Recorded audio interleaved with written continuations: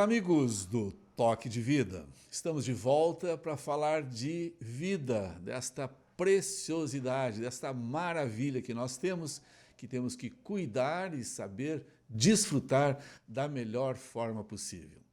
Vida nesse planeta são tantas, de tantos jeitos, de tantas formas, de tantos estilos, de tantas preferências, de tantos idiomas.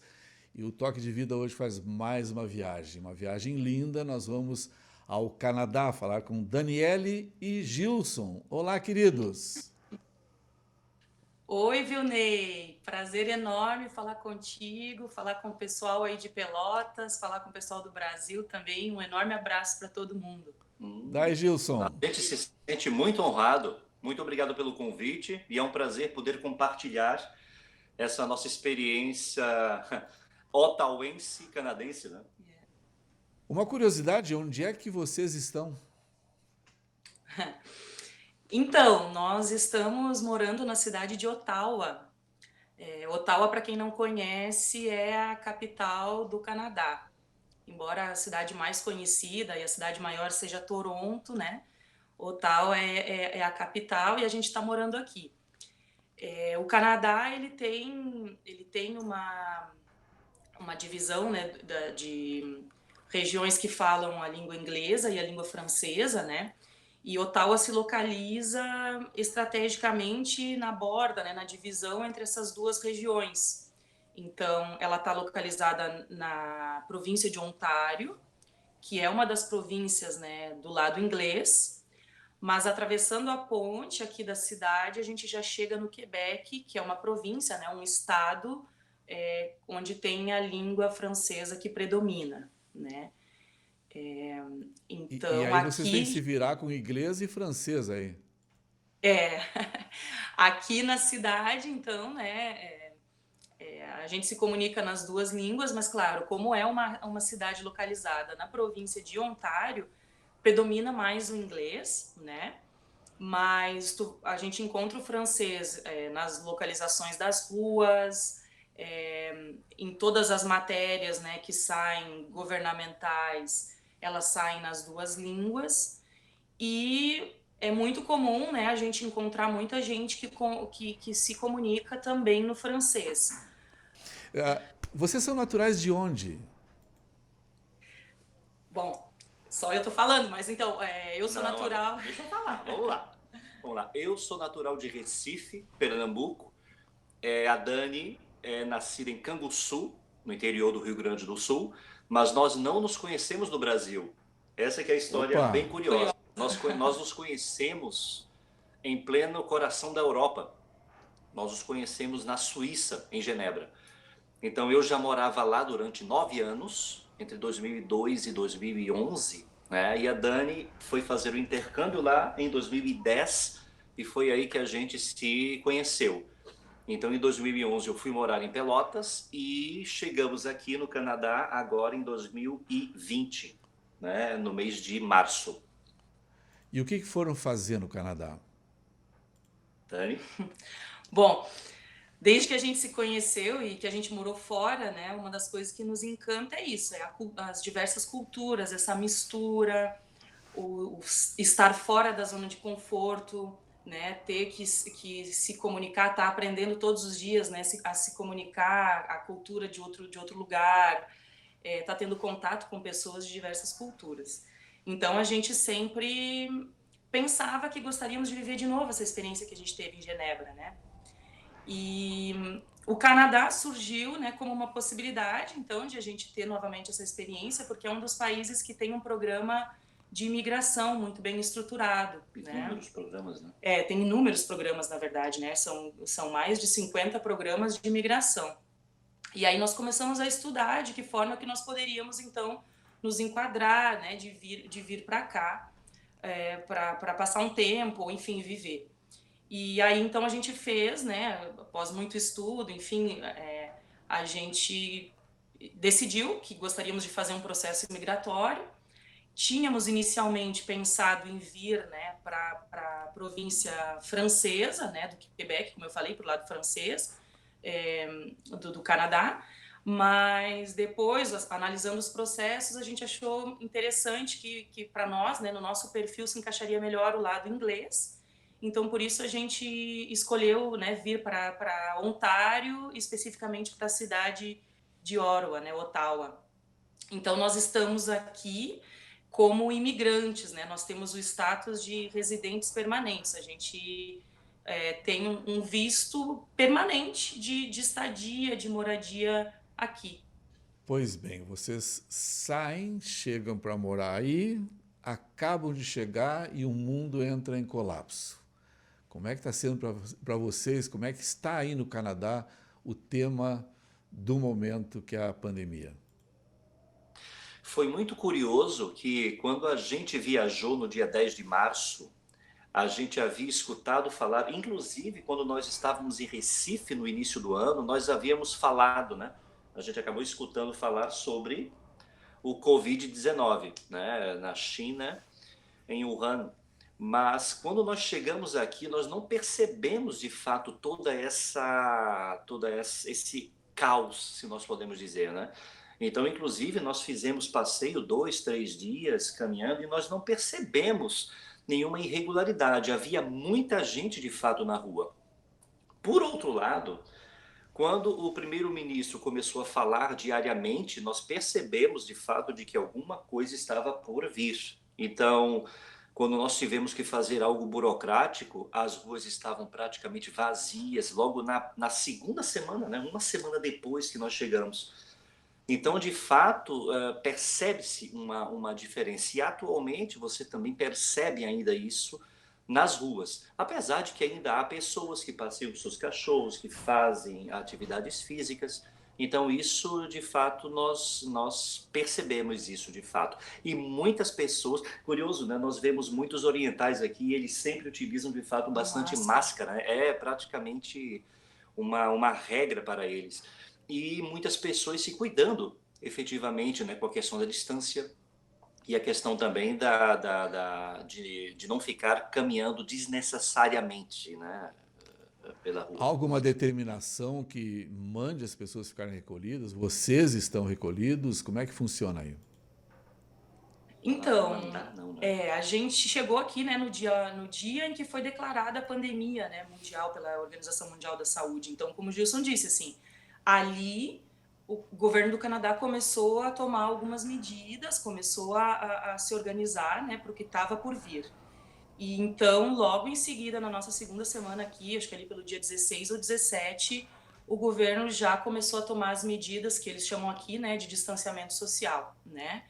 E então, a partir desse dia, todos os comércios então fecharam, né? Todos os serviços não essenciais fecharam, restaurantes, bares, então assim estão proibidos de operar. E o governo então orientou, ou, enfim, na verdade não é só uma orientação, mas é uma lei, né? Que determina que as pessoas fiquem em casa, então em distanciamento social. Então, o país está em quarentena, né? Diariamente nós temos aí a atualização do primeiro-ministro, né? O Justin Trudeau. Ele fala diariamente para o país, né? Atualizando sobre os números, além de também os ministros, então, os premiers, né? Das províncias, né? Os governadores, digamos assim. O que mudou, então, na vida, né? Dos canadenses, na vida nossa também? Como o país está em quarentena, fechou então a maioria dos negócios, o que ficou aberto, né? Somente supermercados, farmácias, que são serviços essenciais, né? Além de serviços como, né, de serviços de saúde, de energia, enfim, né? Isso que é essencial para manter a vida funcionando, né?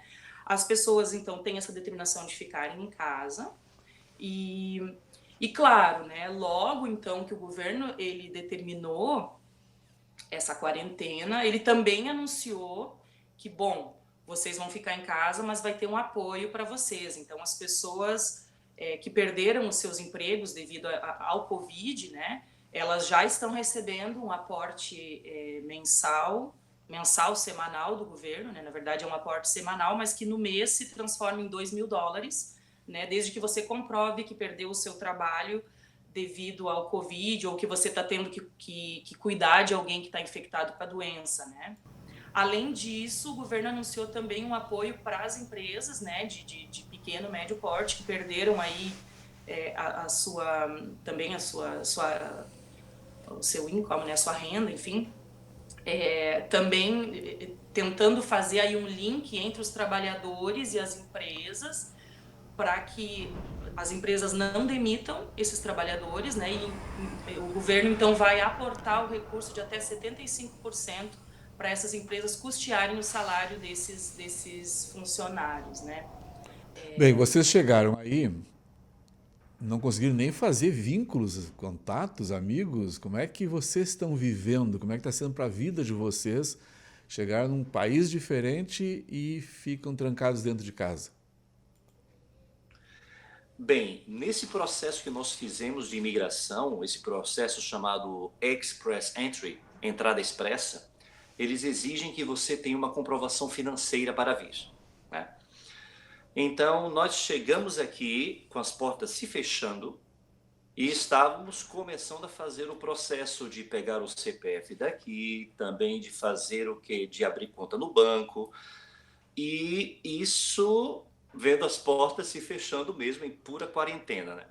E a Dani encontrou um anúncio em um dos sites da internet aqui de trabalho de estavam precisando de pessoas para trabalhar justamente em virtude do Covid, para controlar e auxiliar a entrada e a saída das pessoas do supermercado, né, de uma grande rede de supermercado daqui. Conclusão, já faz 3 semanas que estamos trabalhando, Que justamente legal. fazendo esse serviço. Então, do ponto de vista multicultural, é o contato toda hora. Do ponto de vista financeiro, nós já estamos tendo remuneração, é uma pena dizer graças, mas em virtude da necessidade dessa pandemia, nós estamos fazendo esse trabalho. Então, multiculturalmente é extraordinário, falando várias línguas, inclusive falei bastante espanhol no trabalho. E temos o inglês e o francês com certa frequência, e estamos tendo contato diretamente com tanto com nativos como pessoas também que são residentes aqui no Canadá. Então assim, como nós, né, estamos trabalhando já essas 3 semanas, né, a nossa rotina, ela se resume a isso, a ir ao trabalho, voltar e ficar confinados, né? Tem sido muito interessante, né, acompanhar um pouco por dentro esse processo, né, do comportamento das pessoas, né, numa situação de crise, por exemplo, de como as pessoas têm frequentado, parece mais o supermercado do que seria o natural, né?